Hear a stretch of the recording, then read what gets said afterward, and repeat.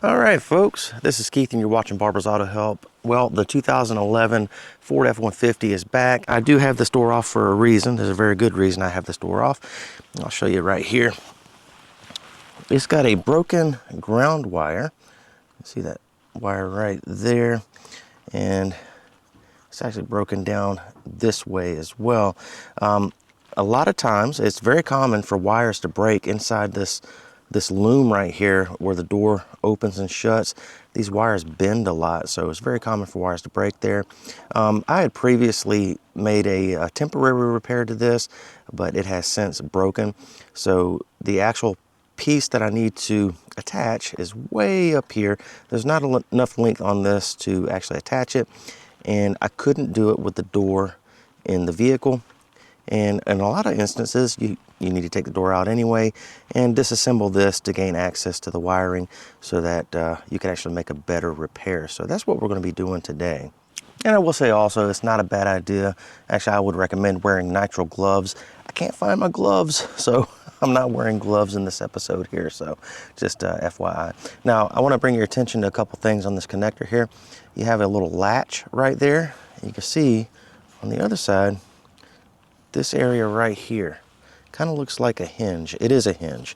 So what we're going to do is we're just going to go in here like this, pull up on that and unlatch it. Well, easier said than done. Here we go. Unlatch it like that right there. All right, so that is loose. See, that kind of swings out like a door. All right, this whole thing is going to pull right off. I'm going to slide it out that way.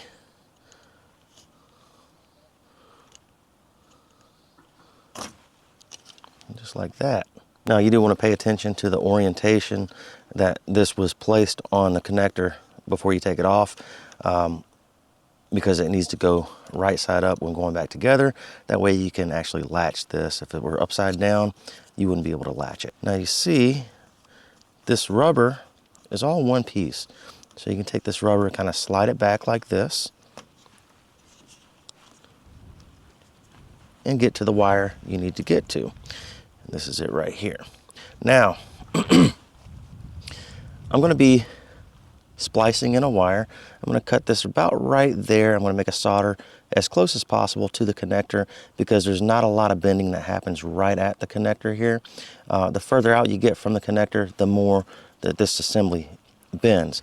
So I'm going to get as close as I can, solder a wire in right there, and then I'm going to take that wire, go through the loom, out the other side, and then attach that same wire to this part of the wire right here.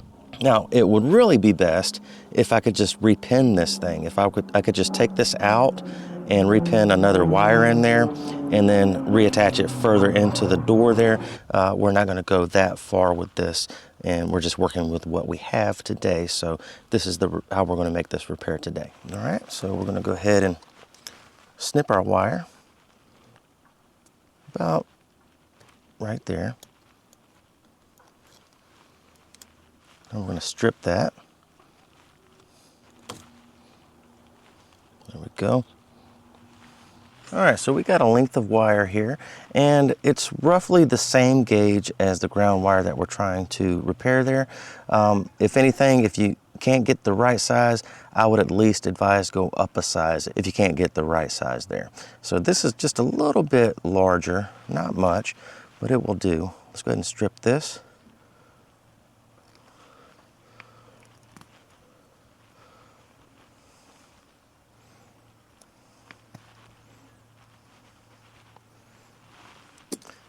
All right, now there are all kinds of methods you could use to solder a wire. I'll post a link to a video down in the description that goes over several.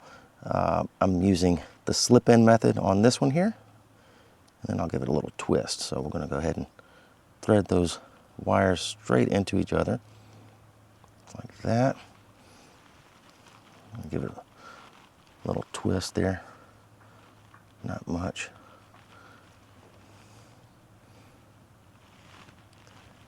Go. That will kind of hold itself into place. Get our soldering iron and get it nice and hot.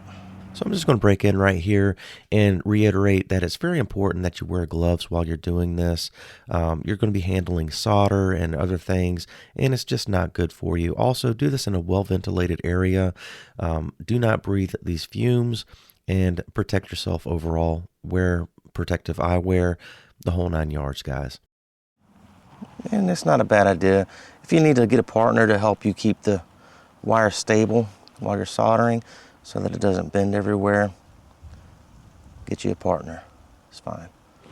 Now, as I'm doing this, I realize I should have given myself a little bit more insulation right there on this side, or on the connector side, because that is really close. There's not going to be a whole lot of insulation for the heat shrink to shrink onto. So just FYI for your information. By no means is this the prettiest work I've ever done here, guys. It's actually looking a little bit crude there, but it's going to work. So we're going to take our heat shrink. We're going to slide it down over our solder point until we're over the insulation that's on that connector there, or closest to the connector there. And then we're going to heat shrink that joint.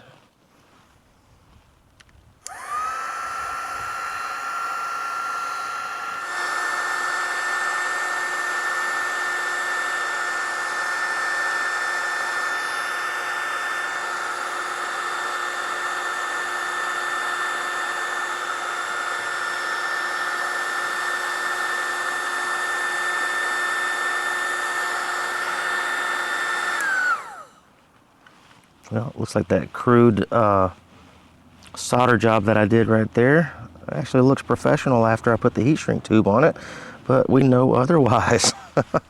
All right, so my camera died on me while I was feeding that wire through this loom right here, but that's my crimp right there, or that's my solder right there with the heat shrink, and I fed the wire through this loom and out the other side. Now you can see I've actually got more wire than what I need. I think I'm actually going to cut this one back just a little bit to kind of get it further into the door there, and I'm definitely going to cut this one down to size as well. That way we don't have excess wiring in there. You want just a little bit though, because you got to be able to bend and stuff, so you need to keep that flexibility. So I'm going to cut this one back right here.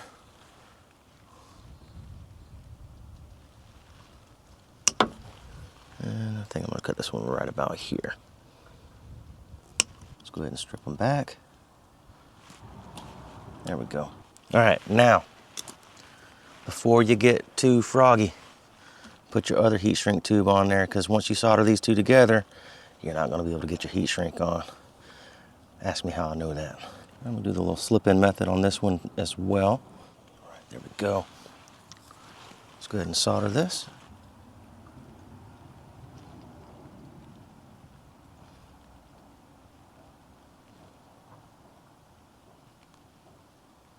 Let that cool down just a minute, and then I'll slide my heat shrink over that.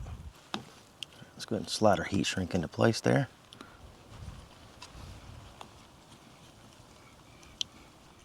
There we go. You make sure you got plenty of insulation on either side of the solder there.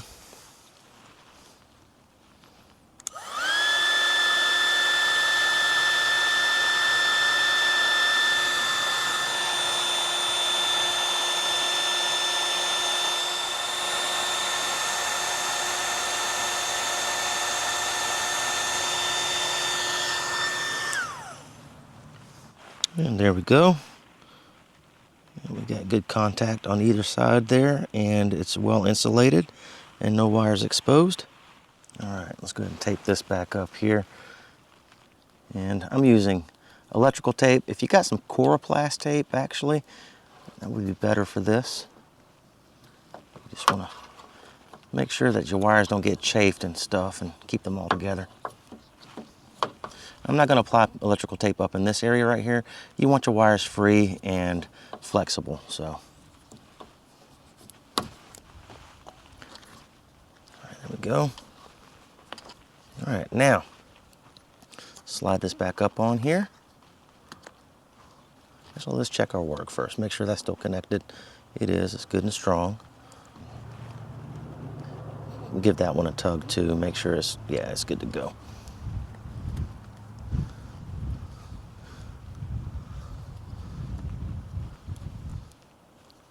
up. Slide this back here.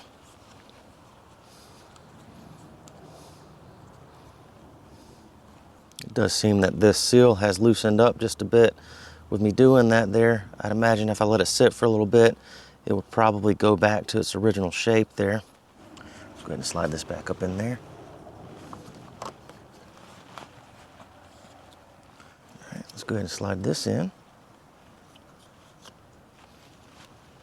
Now you see where I got that seal riding?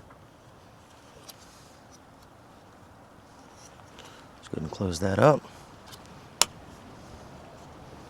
There we go, that should be all right. And there we go, we're ready to install the door and check the function of all our switches and stuff on the door there.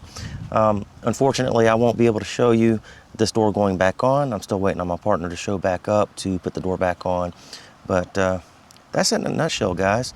I sincerely hope that this helped you guys. Folks, please read the entire description down below this video before you attempt this or apply any of this knowledge. I may have more important information down there that you need to know, or things that I need to clarify. That'll be found down in the description. Also, guys, check out my Amazon store. I'll post a link down in the description to my Amazon store, and I'll post links to some of the tools that you saw in this video here. Feel free to check those out. Thank you again for watching, guys. Please like and subscribe.